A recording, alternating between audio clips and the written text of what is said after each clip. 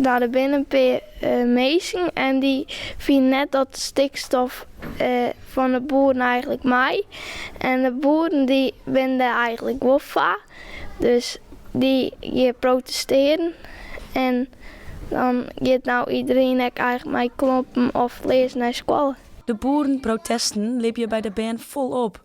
Maar dat geldt ook voor directrice Sietske Raap van CBS de Biening in Westergeest. Voor haar komt het ook heel dichtbij. Omdat wij zelf thuis ook een pleert hebben. En ik zie wat de problemen is voor onze oplevering gaan. En daarnaast zie ik dat ik bij de band. Er zijn verschillende ouders die gaan pleert. Ben die dat misschien overnemen willen. Wat nou aan misschien net mogelijk lijkt. Ons huid is boer en de boeren die moeten nou hulp hebben, want het stikstofprobleem die stoppen de boeren eigenlijk. En dat is best wel moeilijk. En soms gaat het ook wel een beetje verkeerd, dus ze moeten eigenlijk net al te roeg doen.